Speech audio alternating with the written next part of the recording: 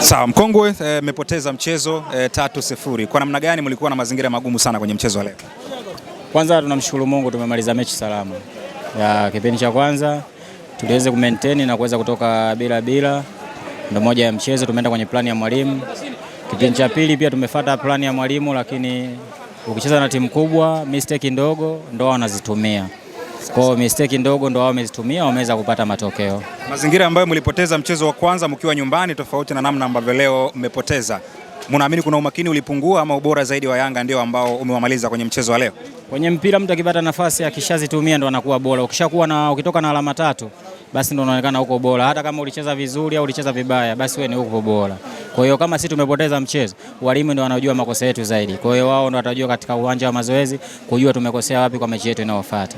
Umecheza dhidi ya waajiri wako wa zamani. Kuna namna hivi ilikuongezea kitu kucheza na timu ambayo utamaduni wake kwa namna moja ama nyingine ulishawahi kuuishi?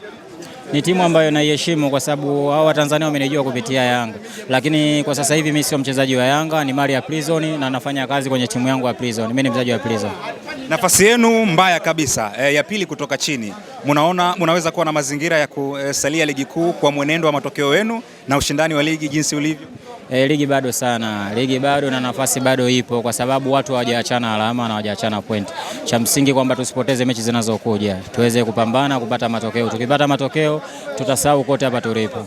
Neno moja kwa mtu ambaye alikuwa na imani na Prisons kwamba ingeweza kufanya chochote zaidi ya kupoteza kwenye mchezo wa leo, ambaye aliwekeza imani juu yenu, unamwambiaje?